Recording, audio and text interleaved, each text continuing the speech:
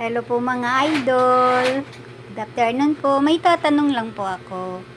Kasi po, mayroong ito pong mangga nung ginawa pong bahay namin. 2 buwan pa lang po ginagawa tong bahay.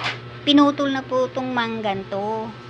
Tapos, ginawa po tong bahay sa amin. Tapos 2 buwan pa lang. Ngayon tumubo na uli oh. Di ko po alam, di po namin alam kung masama po ba. Nabubulol pa kami. Nabubulol ako mga idol.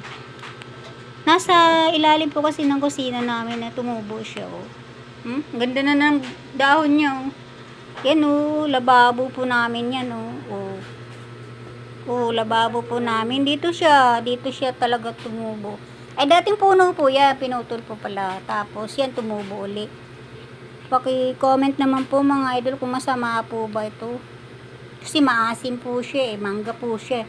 Nasa loob ng bahay. Tsaka po sabi ng kapitbahay po namin, mayroon daw engkanto nakatira. Totoo po kaya yun? Katakot. Katakot naman po. Hindi po pwedeng pakialaman namin. Ano po kaya yun? Paki-comment naman po mga idol.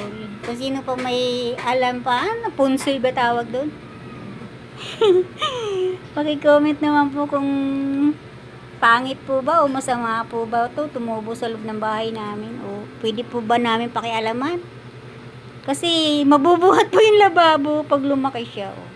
Pag lumaki yung sanga niya o, mabubuhat po yung lababo namin o.